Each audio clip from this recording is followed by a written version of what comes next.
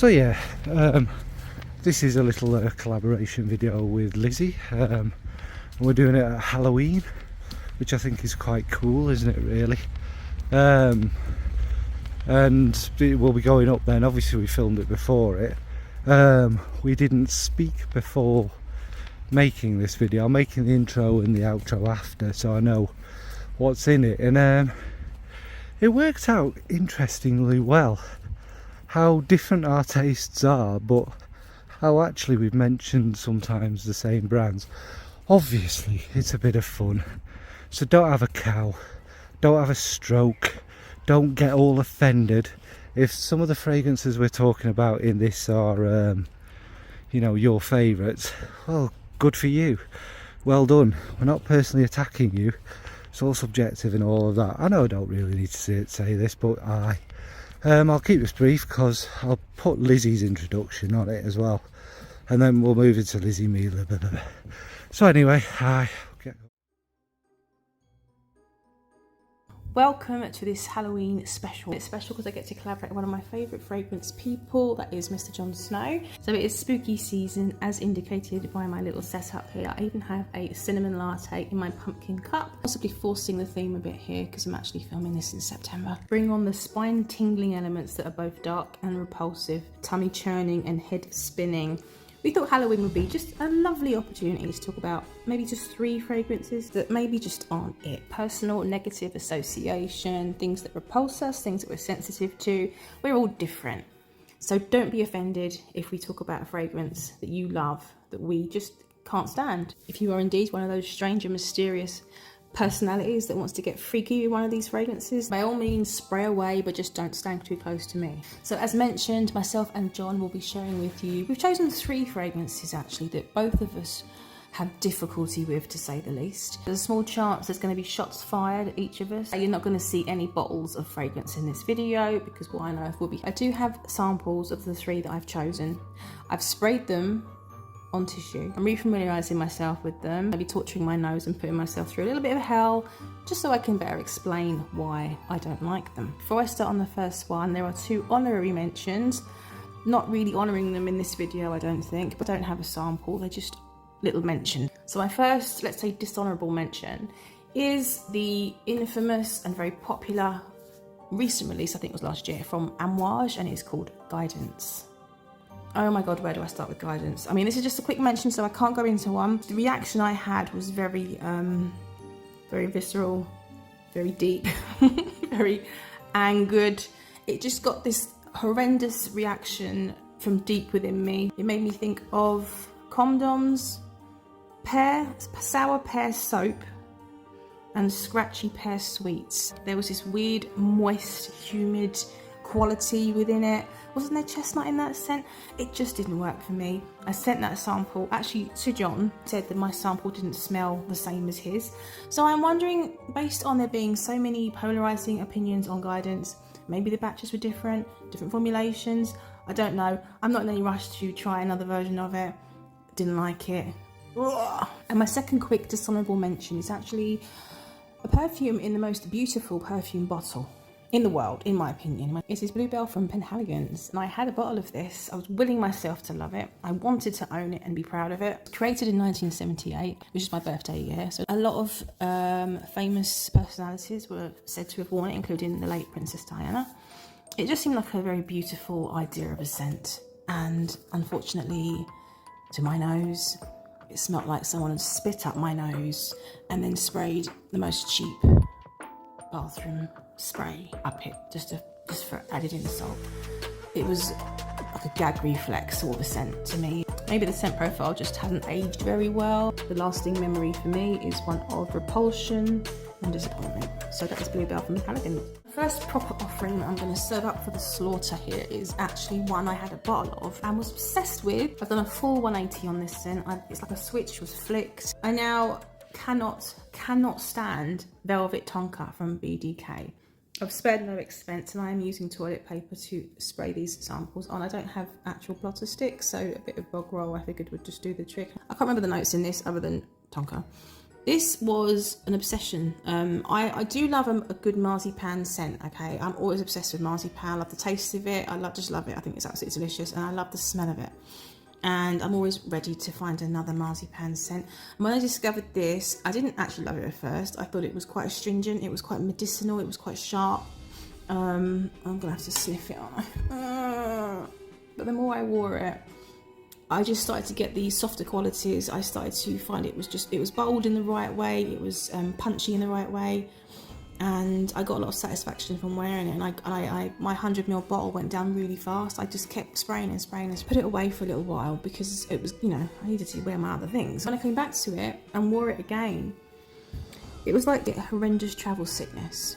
You're looking down at the carpet in a car, which you shouldn't be doing if you've got travel sickness. It's just this rush of horrendous vertigo and migraine all rolled into one. That's what this does for me now. Whatever slow acting poison is in this damn thing, it is such a strong viral reaction. My head just flips and it feels horrible just from smelling it from a distance. Actually, I pick my poisons far more carefully. I'm definitely a lightweight when it comes to certain masks, certain aroma chemicals. I'm just really sensitive to things now. So that is Velvet Tonka from BDK. Velvet Tonka. Smited. Get out of my sight. So thanks for that, Lizzie Bet. That was a very interesting choice you had there. So first for me is one, I mean, we may as well get the obvious ones out of the way, is from the House of Initio, which let's say it's not a house I've really bonded with. And it's this fragrance called Oud for Greatness. Now, what this fragrance ultimately is it's this big, huge, synthetic blast of stuff. Goop, I believe, is the technical word for it. Toxic waste could be another. It's perfectly possible. It's kind of got this heavy stuff with this lavender that's, it's never been touched by anything to do with nature, and it's just this big monstrous stuff. I suppose it kind of takes you to this dystopian world, in about 5 or 10 years, where the world is covered in this kind of glowing purple dense hue, a kind of glowing smog, if you like, that's choking you as you move to breathe. It's not my favourite. Do I have anything polite to say about it? No. It's very strong. I mean, that's what obviously made it popular, and it costs £300 or something, which is what also helps make it popular, because if you send a bottle that you claim costs £300 to an influencer, oh my, they are going to hype it to high hell, aren't they? I think maybe it was influenced a little bit by BR540, which in itself is obviously very synthetic, but it's done kind of nicely, isn't it? It's very strong and what have you. But they thought, yeah, let's put some lavender in it, nobody will notice, and let's claim it's got oud in it. Yeah, alright. And then, the rest is history, really, isn't it? It was hyped to high hell, because basically if you spray it, you'll smell it 6 months later. It literally is so bad and so choking and so repulsive. It made me want to cut my nose off and just never be able to smell ever again, although that's not the last thing I ever want my memories of smell to be. It's it's not for me. That's Initio's Oud for Greatness. Berry fragrance number 2, one from Parfums de Marly, a house that I generally quite like. This is from their feminine marketed range, however you want to say it. I've always wanted to love this fragrance because I love the bottle.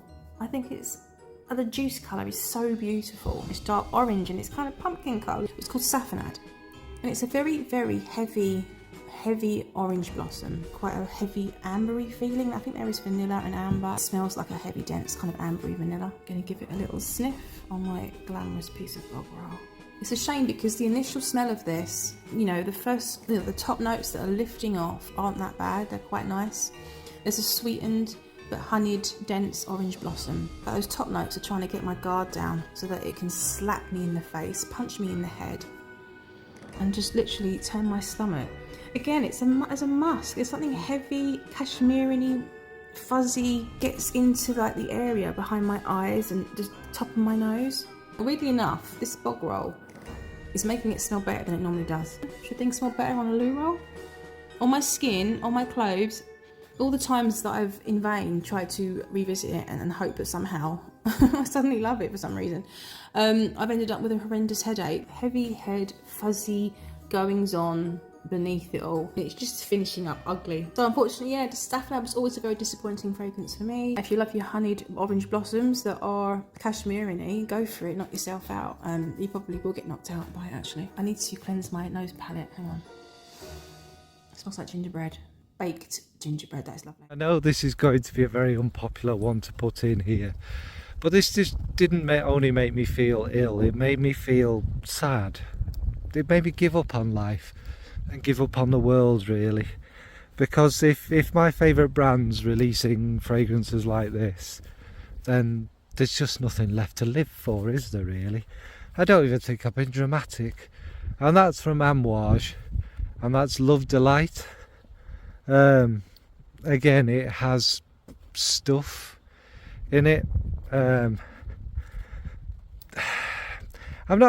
no point going through the notes. What I smell is this kind of, there's a kind of fruitiness, and then there's all that kind of caramel vomit stuff that's really popular nowadays. It's dense, it's heavy. You've smelt it before 53,000 times. It's creativity. It left the building. It got on a plane to the airport. It booked a one-way ticket, and then it got on a space shuttle. You know, Elon Musk dropped it off in his big penis, and it went from Mars, and it just went into the ethers of the universe, never to return ever again. And hopefully that's not what's going to happen with Amouage. But yeah, it's basically a sweet, sticky mess. Now I could have put Blossom Love in this, but at least Blossom Love has that kind of melting condom in there. It is a little hint of creativity. It's something interesting. Although I can't stand the fragrance, it's far too sweet and loud, there is some creative amouage about it. Love Delight is made by one of my favourite perfumers, is made possibly my favourite perfume of all time, Rolling in Love. So it's not to do with a perfumer, it's not to do with a brand. I don't know where this came from, why it exists, but it makes me very sad. And it's also so obnoxiously loud and not very natural smelling, to be polite. It just, yeah. And it's like, you've been dumped and then punched in the stomach, and you're crying and weeping over the toilet, and your tears are salty and they're so acidic they're burning your eyes, because you just can't believe this has happened. There's no purpose in life, It's just, yeah. I'm not going to waffle on. It's horrific fragrance that fits this kind of theme for so many reasons.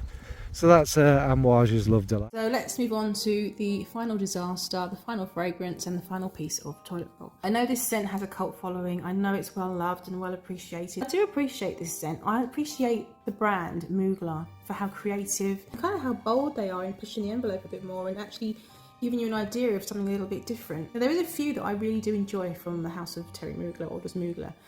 But this one, which is probably the most popular scent from Mugler, is one that I've never liked. I've always just thought, why would anyone like this fragrance? It's baffling. I'm surprised I had a sample of it. It's good to challenge your nose actually and keep revisiting things to see if you change. I never changed on this one. Here we go. It's Alien. Let's give it a sniff. Oh, there it is. Whoa, there it is. On on this piece of bog roll. It smells like quite sharp and a bit medicinal. Is that how it normally? I can't remember. It's been such a long time since I actually properly experienced Alien. Those that know and love Alien know the notes. I remember there being jasmine, some form of strange jasmine. I think there's patchouli, is that right?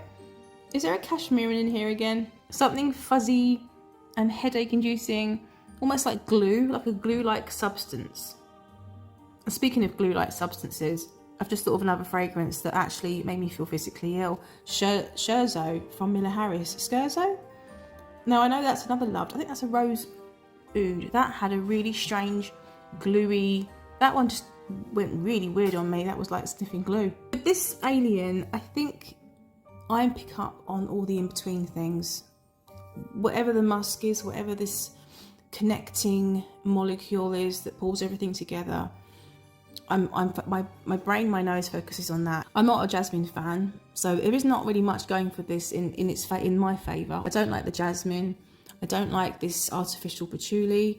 I don't like the musk. Is it musk? This is possibly one of the first scents that ever made me feel sick and ill. So obviously there's a very strong association of this being a perfume that I would steer clear of. And it might even be the reason why I was never really a fan of perfume. When this came out, I think most people were wearing it, and it would have been the reason why I stopped thinking about perfume, because it was so strong and so popular that all I could think about when it came to perfume was this smell. Most of my friends at the time would have either been wearing Alien or Jean Paul Gaultier Classique, and they're both scents that just made me feel physically ill. But the scariest thing about Alien right now, which really surprises me, is I think it's the least offensive out of these three scents.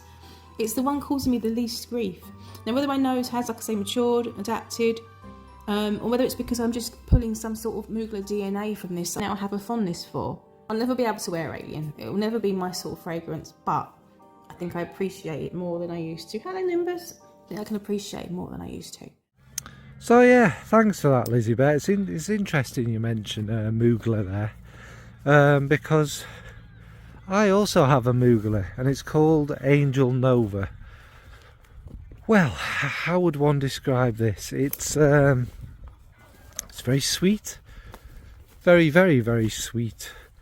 Sort of raspberry, kind of cherry sweetness, you know.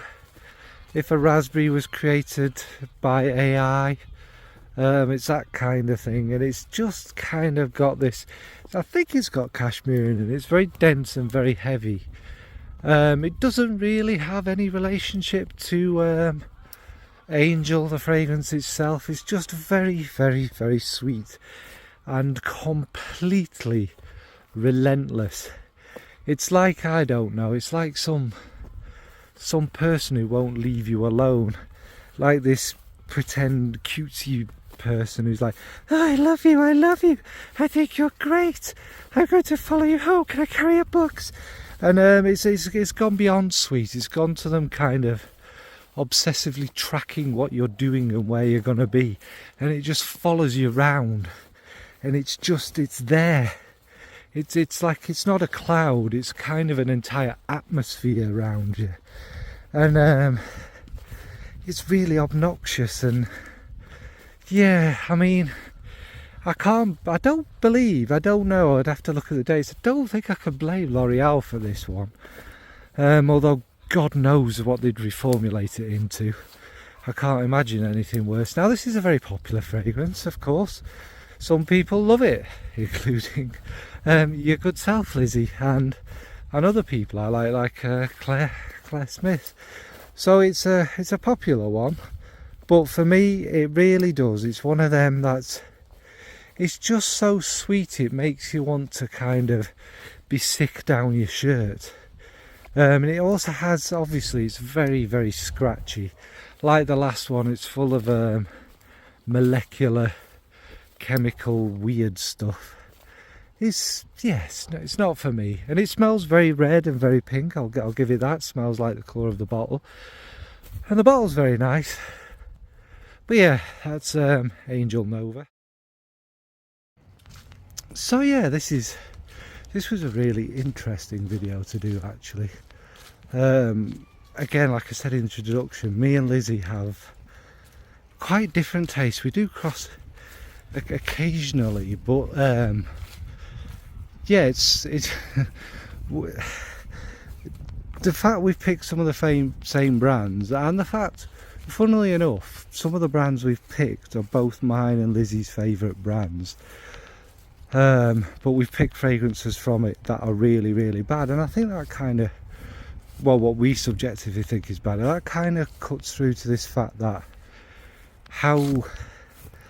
why it's important to be honest and stuff, because if you love a brand, you're not going to love every single thing from them, and if you do, you're quite weird. And it would also imply that all the brands are releasing are samey old stuff that all smells the same, or you get it for free and you have to say it's all wonderful, which is more likely nowadays, isn't it? But yeah, I found that the most striking part of it, apart from the fact we picked similar kind of brands as well. But yeah, you're more wounded. It's not that if they make a fragrance that you just don't like, but you can appreciate. Nowadays they're making fragrances that, yeah. Anyway, it was a bit of fun. What fragrances do you think should be in this list? Have you got any fragrance horror stories to add? Do you disagree with us on any? I'm sure, I mean, one of them, as you could tell, I was appalled was in Lizzie's list. But again, that's what I mean, it's all fun. Just because it's my favourite fragrance ever, and easily one of the greatest ever made, doesn't mean that Lizzie's gonna love it, or you're gonna love it, or everyone's gonna love it. I'm not offended by Lizzie, and neither should you be. Anyway, right folks, happy Halloween, bye. Oh, also, sorry, Lizzie's is probably premiere, so go watch that.